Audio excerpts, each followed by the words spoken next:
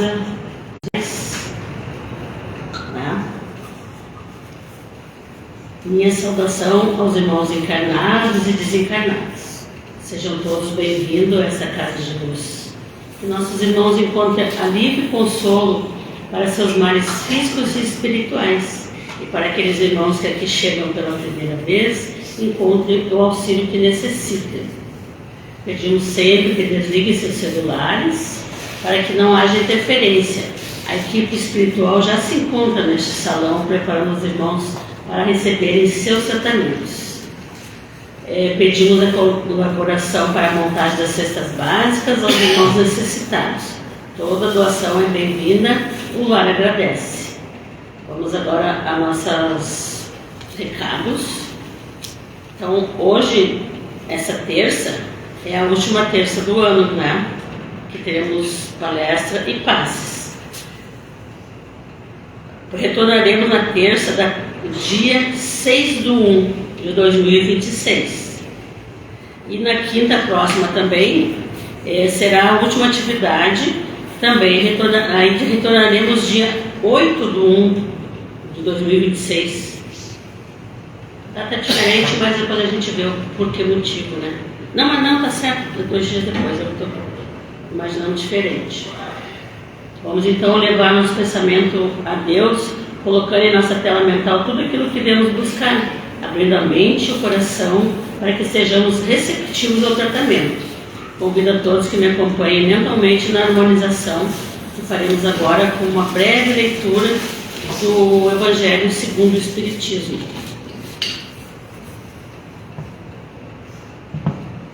Não se pode servir a Deus e a Mamon.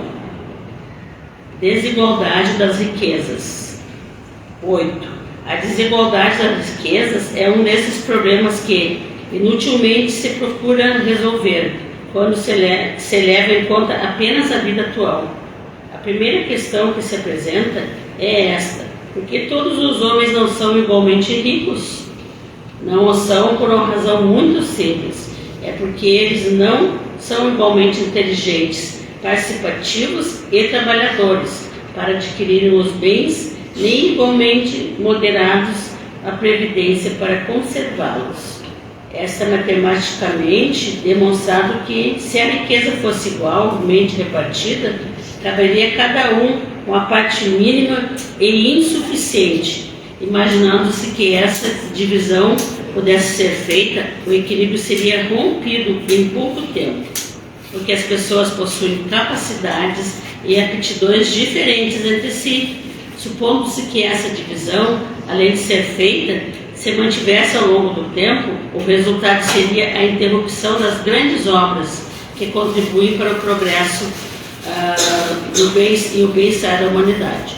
O homem, ao perceber que já possui o necessário, sentir-se-ia desestimulado às grandes descobertas e aos grandes empreendimentos úteis.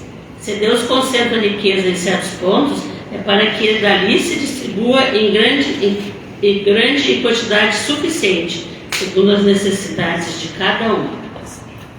Então vamos agora à nossa prece. Dr. Bezerra de Menezes. Nós te rogamos, Pai, de infinita bondade e justiça, as graças de Jesus Cristo, através de Bezerra de Menezes e suas legiões de companheiros, que eles nos assistam, Senhor, consolando os aflitos, curando aqueles que se tornem merecedores, confortando aqueles que estiverem suas provas e expiações a passar, esclarecendo os que desejarem te conhecer e assistindo a todos quanto apelam ao teu infinito amor. Jesus, divino portador da graça e da verdade, estende tuas mãos dadivosas em socorro daqueles que te reconhecem, o dispenseiro fiel e prudente. Fazei um divino modelo, através de tuas legiões consoladoras, de teus santos espíritos, a fim de que a fé se eleve, a esperança aumente, a bondade se expanda e o amor triunfe sobre todas as causas. Bezerra de Menezes, apóstolo da paz, do bem, amigo dos humildes e dos enfermos, movimenta tuas falanges amigas e beneficia aqueles que sofrem, sejam males físicos ou espirituais. Santos Espíritos, dignos obreiros do Senhor, derramai as graças e as curas sobre a humanidade sofredora, a fim de que as criaturas se tornem amigas da paz e do conhecimento, da harmonia e do perdão, semeando pelo mundo os divinos exemplos de Jesus Cristo. Vamos passar a palavra agora ao nosso irmão Hugo, que fará a palestra para nós no dia de hoje. Seja bem-vindo.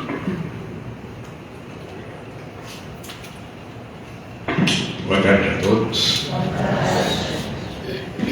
A nossa irmã falou que hoje é o último dia de trabalho da terça-feira. Muito bem.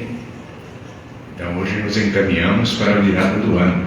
E isso requer sempre reflexões, não é? É como numa empresa, quando termina o ciclo, onde se faz o balanço. Nós também, né? Visualizando essa virada de ano, sempre é um momento de reflexão, de viagem interior, onde a gente vai olhar como foi o ano que passou, o que nós conseguimos conquistar, né? Quais as dificuldades que nos foram colocadas para que nós as vencêssemos, e assim por diante. E aí planejamos uma nova visão de grandeza. Olhamos para o ano seguinte, né? Criamos objetivos, criamos metas, reforçamos o nosso tanque de gasolina, né? Reabastecendo-o, e vamos em frente para uma nova jornada. Assim é a vida, né? Tudo são ciclos, e em cada ciclo nós temos que definir objetivos, porque se nós não definimos objetivos, nós vamos para um lugar qualquer, né? Não atingimos aquelas metas. Então sempre é importante a reflexão, o olhar para trás, o verificar e compreender como foi a nossa caminhada e a definição de novos propósitos, que vão representar para nós o desafio a ser alcançado e a ser superado. Mas o nosso tema de hoje é buscai e achareis. É uma das colocações que Jesus nos fez e que está representado no capítulo 25 do nosso Evangelho. O Evangelho segundo o Espiritismo. E aí já tem uma polêmica, né? Por que o Evangelho segundo o Espiritismo? Por que os espíritas têm um Evangelho diferente? A rigor, ele não é diferente. Ele é uma extração da Bíblia de todos os ensinamentos de Jesus. O que ele não contém é a parte histórica, por onde ele foi, na casa de quem ele ficou, né?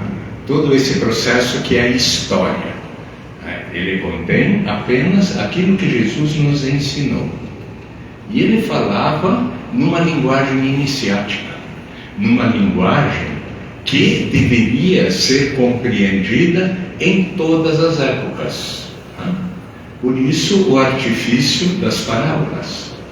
A parábola é um artifício de linguagem que faz com que, através das colocações, nós podemos compreender o que ele quis nos ensinar, né? Quando temos pouca instrução, quando ainda estamos na infância espiritual, ou se formos acadêmicos e tivermos um entendimento mais aprofundado. A sua linguagem fala para todos, em todos os tempos. E quando ele diz, buscai e achareis, ele não está dizendo que basta a gente procurar alguma coisa que vai achar. Não é tão simples assim. Não?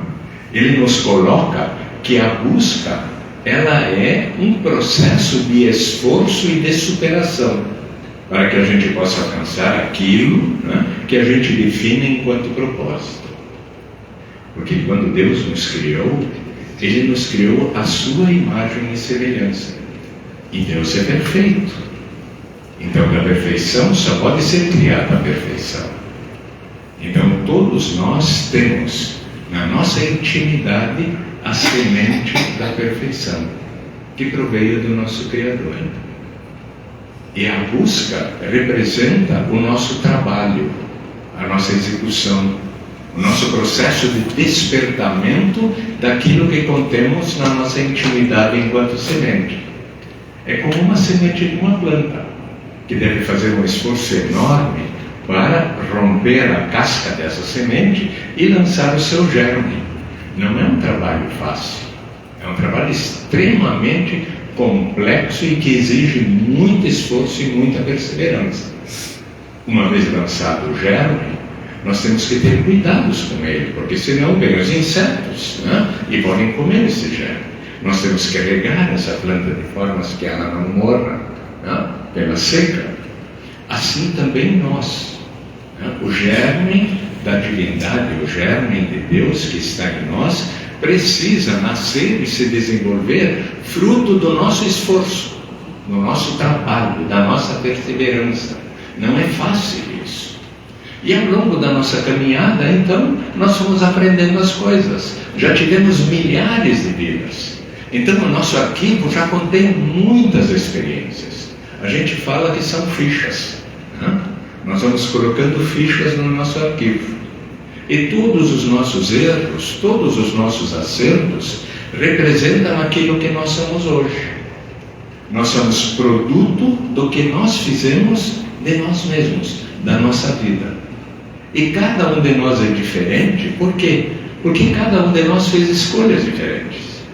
Porque viver é fazer escolhas, não é assim? Nós estamos o tempo todo fazendo escolhas. E a qualidade das nossas escolhas vão determinando aquilo que nós somos. Deus nos criou livres. Então, nós podemos fazer as escolhas que nós quisermos. Mas o nosso fichário, ele é produto dessas escolhas. Então, se tivermos perseverança, se conseguimos compreender as coisas, se nos esforçamos para caminhar no caminho do bem, o nosso arquivo é rico. Agora, se nossas escolhas foram equivocadas, o nosso arquivo é pobre. Todos nós somos fruto daquilo que fizemos.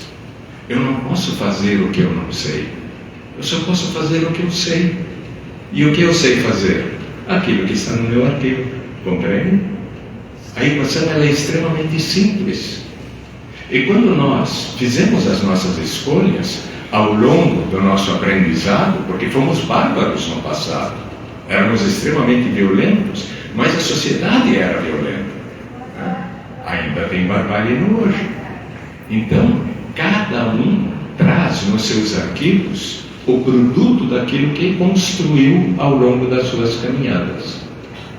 Quando nós executamos essa caminhada, ao longo dos milênios, muitas coisas que nós fizemos nos trouxeram bem-estar ou mal-estar. Quando a gente estava deitado, não sabia fazer nada ainda, e de repente o estômago começou a roncar.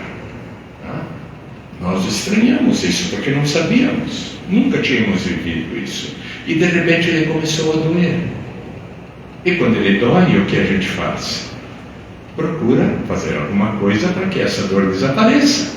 E então nós nos arrastamos contra a vontade, porque éramos preguiçosos, e fomos nos alimentar. E quando nos alimentamos, a dor desapareceu. Foi o nosso primeiro aprendizado. Quando o estômago ronca, nós temos que comer para saciar a nossa fome. Foram as primeiras fichas que colocamos no nosso arquivo. Depois choveu, estava frio. Aí nos arrastamos para baixo de uma árvore ou para dentro de uma caverna. E foi nosso segundo aprendizado. Percebemos que quando chove, nós temos que nos abrigar. E isso nos faz bem. Compreende? Essa leitura, ela vai classificando para nós o que para nós é certo e o que para nós é errado. Quando nós enfrentamos uma fera que era mais forte do que nós e ela nos comeu, nós aprendemos de que isso não é bom. E assim o nosso fichário ele foi sendo classificado naquelas experiências positivas e nas experiências negativas. E o conjunto das experiências positivas, por ser prazeroso para nós, porque ser bom para nós classificamos como moral. Então, tudo aquilo que para nós, pelas nossas experiências, foi bom para nós, é a construção daquilo que hoje representa a moral, que é o que é certo. Compreende? E tudo aquilo que foram experiências negativas representa para nós o erro ou o mal, porque nós somos livres, nós podemos fazer o que queremos, mas as percepções que nós temos, elas são diferentes. E hoje, o que nós classificamos como moral é o que a maioria de nós percebeu como sendo bom. E essa moral nós transformamos em leis sociais. Interessante, não é? como nós continuamos vivendo e continuamos tendo experiências, nós vamos vivenciando outras coisas. Por isso a moral, ela vai se aprimorando. Porque nós vamos crescendo em conhecimento e em aprendizado. Por isso a moral, ela é relativa. Ela muda de acordo com a evolução dos povos. E nós vemos hoje no nosso mundo que os conceitos de moral entre povos diferentes são completamente diferentes entre si, porque são experiências diferentes. O que é certo para nós não necessariamente é certo para os muçulmanos, para os judeus, para os orientais. Cada um constrói um conjunto de leis de acordo com as suas experiências. Um dia virá onde nós temos todas as experiências vivenciadas. Aí a semente divina desabrochou com todo o seu fulgor e nós retornamos para a casa de nosso Pai. Como Jesus colocou na parábola do filho pródigo. O pai, ele deixa o filho seguir o seu caminho, porque ele precisa aprender todas as coisas. E quando ele tiver aprendido tudo e quiser retornar para a casa do pai, o pai estará lá de braços abertos. Não é lindo a parábola do filho pródigo? Nós muitas vezes interpretamos ela como um ensinamento do pai com seus filhos. Não deixa de ser. Mas Jesus falava de Deus, nosso Pai, e os filhos, as suas criaturas, a humanidade de uma maneira geral. Então, o buscar a que Jesus se referia representa o nosso esforço de enriquecer o nosso arquivo. Por isso que quem busca, quem se esforça, quem estuda, quem pesquisa, quem reflexiona sobre a vida de uma maneira geral, ele necessariamente vai aprimorando o seu arquivo, ele vai colocando novas fichas. E como nós somos o produto do nosso fichário, nós passamos a ser diferentes. E essa é a razão da lei do progresso, que é uma das leis morais do nosso Evangelho. Nós evoluímos, quer queiramos, quer não, porque estamos o tempo todo fazendo escolhas, e essas escolhas são aprendizados. E quanto mais fichas eu tenho no meu arquivo, mais condições eu tenho de compreender a verdade, que é a lei de Deus. Por isso, todos nós, ao buscar e achar, estamos caminhando evolutivamente em direção a Deus. Não é lindo isso? Assim nós temos que interpretar as parábolas, procurando nos aprofundar naquilo que Jesus disse. Porque Jesus era um espírito de escola, muito superior a nós, que conhecia muito mais coisas do que nós conhecemos. E todas essas coisas ele nos legou. Mas ele o legou numa linguagem simbólica, que nós temos que interpretar em todos os momentos da nossa vida, porque quanto mais nós caminhamos, melhor nós compreendemos. Esse é o caminho de cada um de nós. E ele falava dos pássaros, lembram? Ele dizia: olhai os pássaros que voam no céu. Não se preocupam com o dia a dia, pois sabem que Deus a tudo provê. Os céticos interpretaram isso como se fosse um incentivo ao não fazer nada, não é? A preguiça.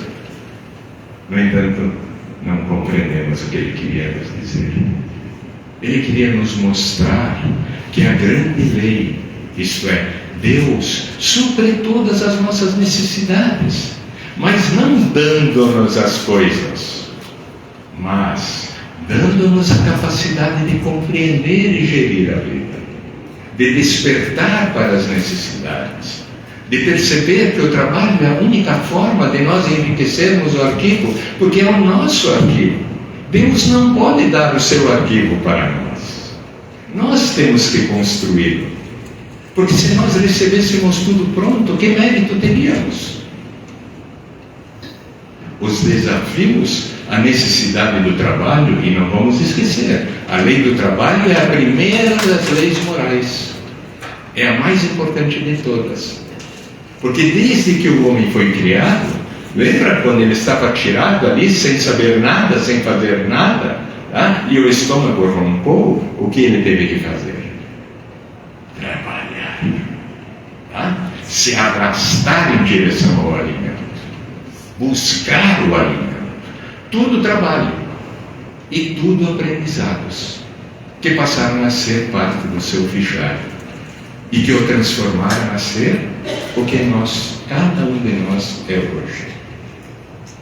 A diversidade, que nada mais é do que as nossas diferenças, que são produto das nossas experiências, porque cada um de nós fez escolhas diferentes. Então, necessariamente, nós temos que ser diferentes, porque nós somos reflexo do arquivo. Tá? Essas diferenças que se fazem entre nós, que é a diversidade dos nossos carismas, e a lei da sociedade que faz com que nós convivamos uns com os outros, são a riqueza da troca de informações e de aprendizados. É pelo convívio que nós aprendemos uns com os outros, trocando as fichas, trocando as experiências e fazendo novas escolhas para nos alçarmos ao crescimento. Compreende? Eu procurei o relógio para não passar do tempo, mas ele está lá no fundo. Porque senão nós conversamos até amanhã. É o sinalzinho coisa. Tem uma luzinha. Que legal. Viu? Isso é o progresso. Nós aprendemos todos os dias. Vinha o Udo velho aqui e falava além do tempo. Que aprendemos? Temos que colocar uma luzinha que diz para ele: seu tempo terminou. Percebe? A gente brinca porque a vida é uma alegria, é um conjunto de vivências que nós temos que interpretar como alavancagens, como instrumentos de crescimento, mesmo a dor e o sofrimento. Porque o que é a dor e o sofrimento? Senão o aprendizado que temos que fazer em função dos nossos desequilíbrios do passado. Se eu cometi um erro, a lei da perfeição de Deus rebate sobre mim esse erro, porque ele não é de Deus, ele é meu. Então tudo aquilo que eu entrego para a vida me devolve, para que a lei seja perfeita. E essa devolução dos meus atos equivocados, desequilibrados, refletem sobre mim como sofrimento e dor. A dor é do corpo, é da doença. Quando o nosso organismo físico sofre as consequências do nosso desequilíbrio. E o sofrimento é da alma. Quando nós fazemos mal a alguém e sentimos o quanto dói machucar alguém, é o sofrimento. É a lei de retorno. É assim que Deus nos ensina. Ele não nos castiga. Ele simplesmente deixa que a gente viva aquilo que a gente produz, aquilo que a gente faz. Quando a gente faz coisas boas, a gente recebe coisas boas, mesmo não querendo, porque é da lei. A lei não pode ser corrompida, porque ela é perfeita. Viver é isso. É compreender os mecanismos que gerem o nosso dia a dia, que é a lei de Deus. Buscar representa esforçar-se. Quando nós buscamos alguma coisa que ainda não temos. Então nós não sabemos exatamente o que é aquilo que a gente está buscando. A gente está se lançando num processo de aprendizado de coisas novas que vão, depois de aprendidas, nos abrir a cabeça, a mente, para perceber aquilo que para nós era invisível.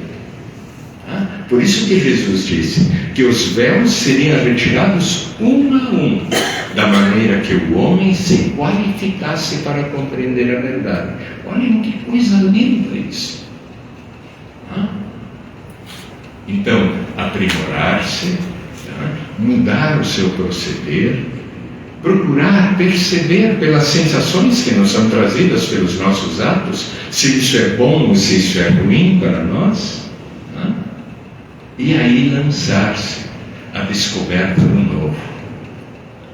Como nós não gostamos de mudança, porque a mudança representa para nós nos lançarmos a um caminho incerto, que nós ainda não conhecemos, nós somos resistentes à mudança. O homem não gosta de mudar, porque mudar representa lançar-se a algo novo. E tudo que é novo, nós não sabemos se vamos nos dar bem ou se vamos nos dar mal. Então a gente prefere navegar naquele caminho que a gente sempre seguiu ao longo do tempo. E nos queixamos da vida, não é? Nos queixamos, puxa, na minha horta não cresce nada de novo, só cresce milho. Mas se você só lança sementes de milho, só pode crescer milho. Então, se nós queremos que algo de diferente nasça na nossa horta, nós temos que semear algo diferente. Nós temos que mudar. E mudar representa fazer coisas que nós ainda desconhecemos. Então nós vamos nos lançar pelo nosso esforço, pelo nosso intelecto, pela nossa reflexão, ao exercício de coisas que podem dar certo e podem dar errado. Porque só erra quem tenta, não é? Não importa se dá certo ou dá errado. Importa é que a gente se lance à mudança. Porque as fichas vão para o nosso arquivo. E na segunda tentativa eu já sei que não devo repetir o erro, porque eu aprendi. Tudo é aprendizado. Percebe? O erro também é aprendizado. O que nós precisamos é sair da inércia. Nós precisamos caminhar em frente. Nós temos que buscar para achar. E é assim que nós evoluímos, é assim que nós crescemos. E essa busca, esse esforço que nós fazemos, essa energia que nós gastamos, no sentido de fazer o que não fazíamos antes, é que vai abrir os nossos horizontes. E vai fazer com que percebamos coisas inimagináveis, que antes eram completamente desconhecidas para nós, que eram invisíveis. E aí já não seremos mais o mesmo. Já não seremos mais o mesmo. Porque o nosso arquivo estará diferente. Essa grande espiral que a gente chama o vórtice da vida, que é que nem um tornado, que nem um furacão, o que ele faz? Ele vai girando, mas a cada novo giro, a sua circunferência vai aumentando. Compreendem? Assim é a vida. Nós sempre repetimos a mesma jornada, o mesmo círculo, mas nunca no mesmo lugar. Sempre mais à frente, sempre maior, sempre com um diâmetro maior. Isso é evoluir, isso é crescer.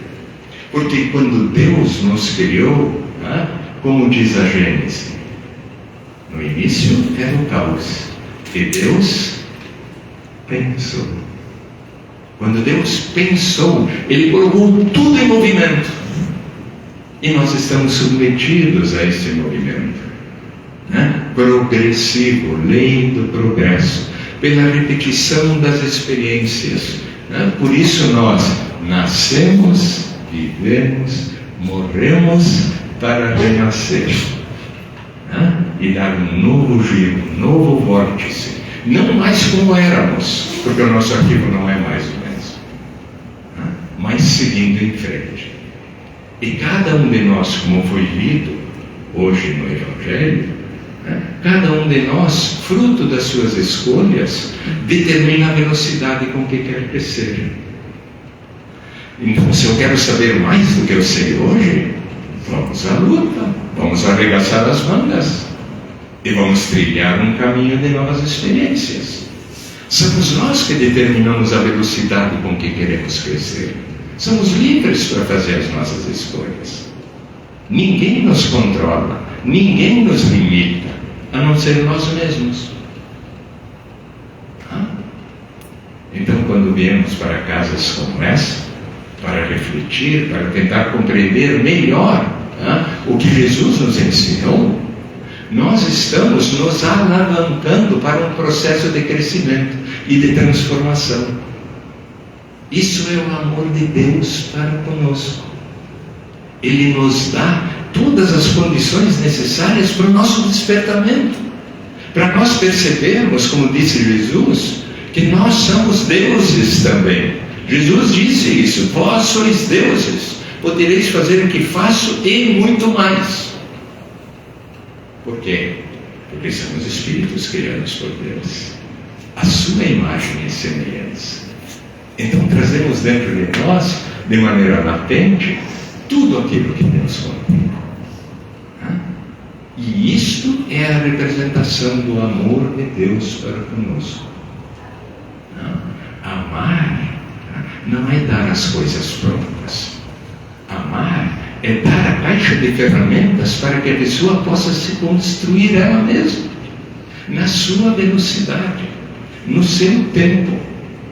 E isso somos nós. Então muitas vezes nos perguntamos: puxa, eu gostaria de ser muito mais. Arregaça as mangas e trabalha. Nada nos impede. Não falamos das coisas materiais, falamos daquilo que é o mais importante para nós, que é o nosso patrimônio espiritual, a única coisa que nós levamos quando partimos desse corpo. As coisas ficam todas aqui, os dinheiros, os carros, as casas, tudo fica aqui, nada nós levamos. O que nós levamos são as nossas obras, os vínculos afetivos que criamos, as pessoas que cativamos, os amigos que criamos. Isso nós levamos. O homem é produto das suas obras. Por isso que quando a gente vai criando cabelinhos brancos, a gente não se preocupa mais tanto com as coisas. A gente se preocupa mais com aquela velha pergunta, que pergunta assim para a gente: o que tu vai deixar? O que nós vamos deixar? Isso é importante. Quais foram as obras? Que ensinamentos eu deixei? Quantas pessoas eu ajudei? O que eu ajudei a construir? Percebe? São só coisas de pedaços de nós que foram doados. Porque a verdadeira caridade é aquela que exige de nós um pedacinho do nosso amor. Essas são as obras em caridade. Não são os dinheiros que nós distribuímos. Esses não são significativos. Se fizermos um sanduíche para matar a fome de alguém, o amor que nós colocamos naquele sanduíche é o que nós vamos levar. Se ajudamos a fazer um sopão, como os espíritas gostam de fazer, se esquecendo que as pessoas gostam também de outras coisas, não só de sopa, mas nós espíritas damos de sopa e dele sopa, um arrozinho carreteiro às vezes também é bom. Estou brincando. Percebem? A vida é isso. Mas a Luzinha não acendeu. Não, porque você me assustou hoje. Mas eu estou brincando. Porque a vida é alegria. Deus quer a nossa felicidade. Deus quer o nosso sofrimento. Então, gente, um feliz Natal. Não nos esqueçamos do aniversariante. Jesus, Mestre amado, receba o nosso abraço carinhoso em pensamento. E uma boa virada, que é a oportunidade de nós começarmos um novo ciclo. E um beijo no coração de cada um. Que a gente possa se encontrar no ano que vem de novo. Que assim seja.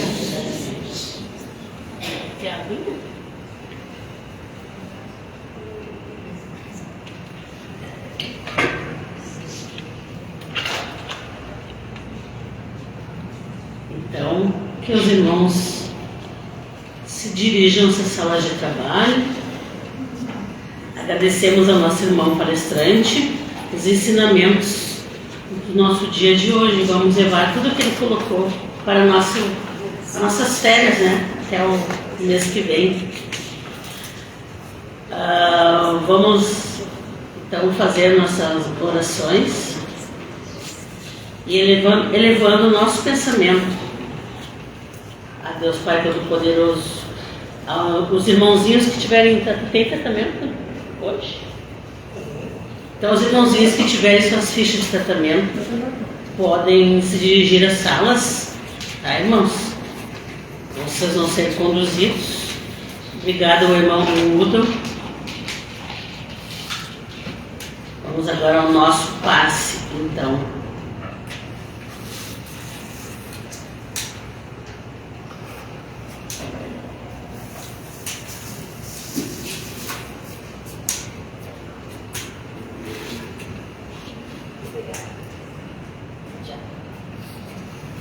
Vamos elevar nosso pensamento a Deus, na nossa prece de encerramento, para que as energias possam ser coletadas pelos irmãos espirituais, encaminhando a todos os necessitados. Vamos fazer a prece de Cáritas.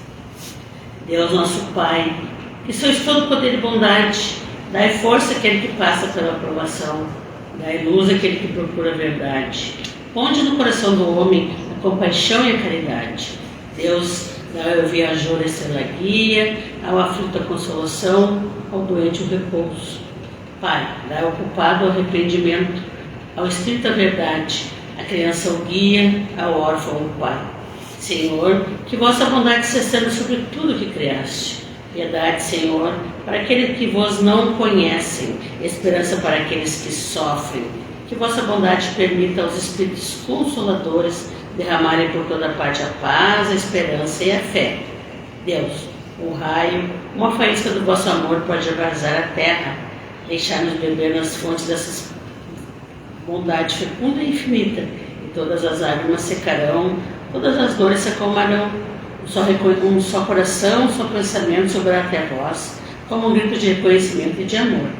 Como Moisés sobre a montanha, nós vos esperamos com os braços abertos, ó poder, ó bondade, ó beleza, ó perfeição, que queremos de alguma sorte merecer vossa misericórdia. Deus, dai-nos a força de ajudar o progresso, a fim de subirmos até vós. Dai-nos a caridade pura, dai-nos a fé e a razão, dai-nos a simplicidade para de nossas almas um espelho onde se deve refletir a vossa puríssima imagem. E que sim seja, irmãos, que todos vão acompanhados pelos Espíritos de luz até seus lares. Muito obrigada.